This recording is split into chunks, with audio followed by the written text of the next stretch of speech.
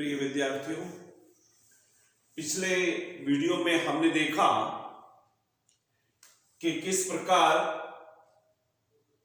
कुतुबुद्दीन ऐबक को अजमेर के दुर्ग में मेर या मेढ़ों ने घेर लिया और ऐबक की जान पर बन आई। वह तो ऐबक की किस्मत अच्छी थी कि अफवाह फैल गई और मेरों को ये लगा कि गौरी अपने गुलाम ऐबक की सहायता के लिए सेना लेकर आ रहा है, जिससे भयभीत होकर मेरों ने घेरा उठा लिया। ऐबक की जान बच गई, अन्यथा अजमेर में इतनी बुरी तरह से घिर चुका था ऐबक कि उसे ये लगने लगा था कि उसका काम तमाम हो गया है। चूंकि मेढ़ों ने गुजरात के शासक भीमदेव चालुक्य, जिसकी राजधानी अनिलवाड़ा है, उसकी सहायता से मेढ़ों ने ऐबक को अजमेर में घेरा था। अतः स्वाभाविक रूप से ऐबक का गुस्सा भीमदेव चालुक्य के विरुद्ध होगा। अतः भीमदेव चालुक्य को दंडित करने के लिए ऐबक ने 1197 ईस्वी में 9 फरवरी 1197 ईस्वी में गुजरात की राजधानी अनिलवाड़ा पर अचानक आक्रमण कर दिया। चूंकि यह आक्रमण अचानक हुआ है, भीमदेव चालुक्य इसके लिए तैयार नहीं था और तुर्कों की रणनीति, हथियार और घुड़सवार सेना और संख्या बल, यह भीमदेव चालुक्य की सेना पर भारी पड़ा। भीमदेव चालुक्य हार गया। हारने के बाद उसकी राजधानी पर अधिकार हो गया है ऐबक का। तुर्कों ने जमकर गुजरात को और राजधानी अनिलवाड़ा को लूटा है। इतना लूटा है कि उस समय का जो प्रसिद्ध इतिहासकार है हमारे हसन निजामी, वो लिखते हैं कि 50,000 विद्यार्थियों को तलवार द्वारा नर्क भेज दिया गया। 50,000 विद्यार्थियों को तलवार द्वारा नर्क भेज दिया गया। मतलब आप समझ रहे हैं कि कितना विद्यार्थियों का नुकसान हुआ है। और वध किए गए लोगों से पहाड़ और मैदान समतल हो गए। इससे आप अनुमान लगा सकते हैं कि कितना निर्दोष लोगों का कत्लेआम अनिलवाड़ा में किया है। तो यह बहुत बड़ी संख्या है। चलिए, इसके बाद आता है कालिंजर।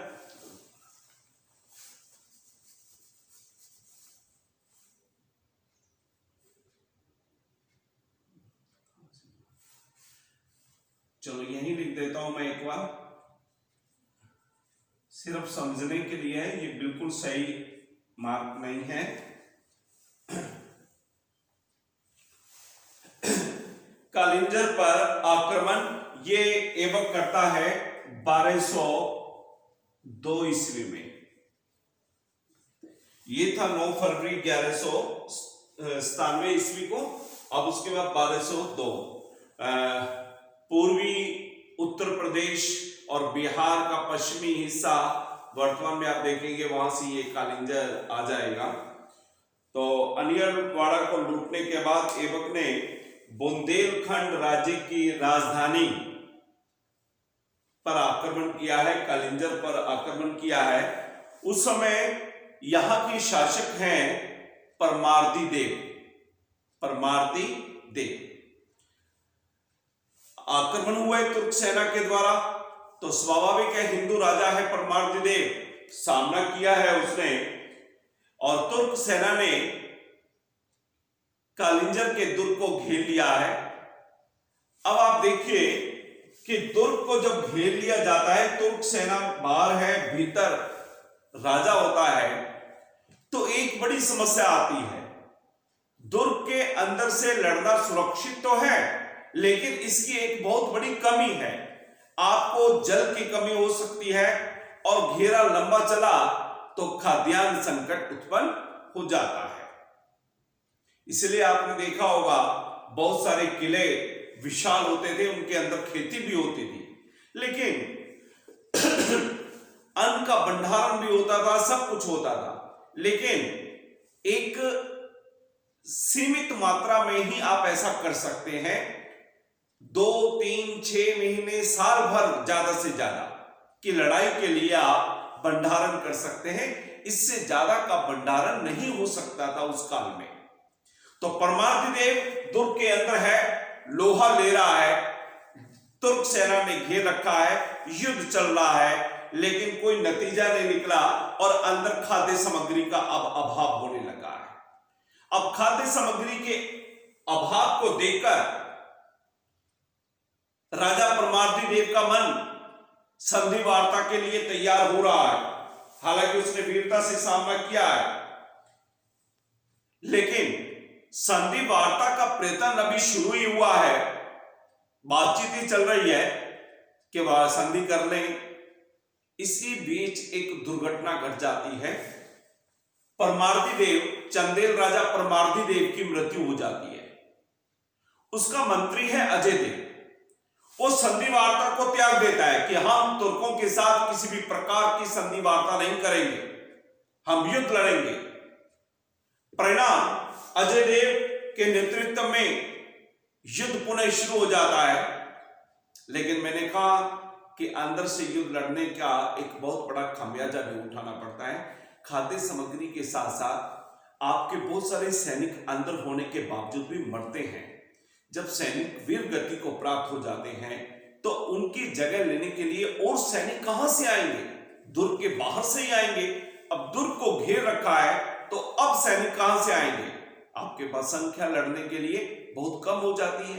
ऐसे में अजय देव युद्ध को हार गया है, यानी कि चंदेल राज्य युद्ध को हार गया, परास्त हो गया।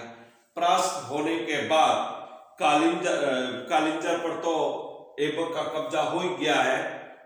महोबा, खजुराहो, कालिंजर को लूटा गया है बुरी तरह से तुर्कों के द्वारा। वहां पर लूटपाट के साथ साथ कत्लेआम मचा दिया है तुर्क सेना ने, और इतना भीषण कत्लेआम मचाया है कि 50,000 स्त्री पुरुषों को बंदी भी बना लिया गया है।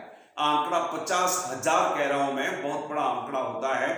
और उस समय की जनसंख्या के हिसाब से भी सोचिएगा, जबकि आज की तरह भारत की जनसंख्या 130 करोड़ नहीं है, तो कितने लोगों को बंदी बना लिया गया। हसन निजामी ने इस बारे में भी लिखा है कि 50,000 मनुष्यों के गले में दास्तव का फंदा डाल दिया गया, यानी कि 50,000 लोगों को गुलाम बना लिया गया था। और हिंदुओं के शवों से धरती पट गई और कितने निर्दोष लोगों का कत्लेआम किया गया है, आप अनुमान लगा सकते हैं।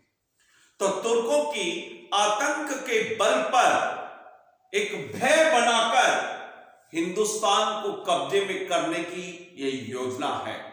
मैंने आपको यहां भी बताया कि किस प्रकार से 50,000 विद्यार्थियों को तलवार द्वारा नर्क भेज दिया गया, यह हसन निजामी लिखता है। और यहां भी लिखा है कि 50,000 नर नारियों के गले में दास्तव का फंदा डाल दिया गया और शवों से धरती पट गई। तो जहां जहां भी आप देखेंगे, अब कत्लेआम के द्वारा भय का माहौल बनाकर राज करने की योजना है ऐबक की। चलिए, यहां पर भी अधिकार हो गया। अब आप देखिए, लंबे चौड़े इलाके पर अधिकार हो गया है। लेकिन मैं यहां बता दूं कि अनियलवाड़ा से अपने एक मुस्लिम सरदार को सौंप कर आएगा अनियलवाड़ा को। जैसे ही ऐबक वापस आएगा, ये यहाँ भीमदेव चालुक्य के नेतृत्व में चालुक्य पुनः अपनी शक्ति को इकट्ठा करके इस मुस्लिम सरदार को भगा देंगे और वापस भीमदेव चालुक्य के पास अनियलवाड़ा गुजरात आ जाएगा। लेकिन बात यह है कि ऐबक को एक के बाद एक सफलता मिल रही है, ये बात ध्यान रखनी है। मैंने पहले एक प्रश्न आपको शुरू में कहा था कि हमने ये देखना है कि 1192 से लेकर 1206 ईस्वी तक ऐबक गौरी के प्रतिनिधि के रूप में भारत पर शासन करेगा। 1206 में जब मोहम्मद गौरी की मृत्यु होगी तो वह भारत के शासक के रूप में राज करेगा। कौन सी उपलब्धियां ऐबक की ज्यादा अच्छी हैं, यह समझने की आवश्यकता है। इस पर मैंने पहले प्रश्न आपसे कहा था, उसी क्रम में हमने देखा है कि उसने एक के बाद एक अजमेर, हांसी, मेरठ, बरन, कोयल यानी कि अलीगढ़, ये वाला में दिल्ली, इस पर अधिकार किया है, कालिंजर पर अधिकार किया है, कन्नौज के राजा जयचंद को गौरी के साथ मिलकर हराया है, अजमेर में मेलों के विद्रोह से बचा है, अनियलवाड़ा पर अधिकार किया है और अब कालिंजर पर अधिकार किया है। लास्ट थोड़ा सा मैं और बता दूं, देखिए यहां पर देखिए पाकिस्तान का जो पंजाब वाला इलाका है और इधर झेलम नदी भी बहती है, यहां खोखर जाति रहती है, बड़ी खूंखार जाति है, स्वतंत्रता प्रिय जाति है, किसी की अधीनता में ये खोखर रहना नहीं चाहते हैं और 1205 में इन खोखरों ने यहां पर विद्रोह कर दिया है। झेलम और चिनाब के बीच के क्षेत्र की बात मैं कर रहा हूं। और इन्होंने विद्रोह करके पंजाब और लाहौर पर अधिकार करने की योजना बनाई है खोखरों ने। अब विद्रोह हो गया है, यहां का जो स्थानीय सरदार है वो भी अपने अपने इलाके में खोखरों के विद्रोह को दबाने में नाकामयाब रहे, असफल रहे। स्थिति बड़ी भयंकर हो गई। मजबूर होकर गजनी से गौरी सेना लेकर आया खोखरों के विद्रोह को दबाने के लिए। झेलम नदी के तट पर ऐबक भी अपने मालिक गौरी के साथ मिला। दोनों ने मिलकर खोखरों की बस्तियों को जलाया, उजाड़ा, खोखरों का वध किया, कत्लेआम मचा दिया। इनकी एक ही नीति थी, जलाओ, नष्ट भ्रष्ट करो, आतंक फैला दो, कत्लेआम कर दो, इस तरह से डरा कर राज करो। तो स्वाभाविक रूप से बड़ा नरसंहार खोखरों का यहां ऐबक और गौरी ने मिलकर किया है, शांति स्थापित कर दी है।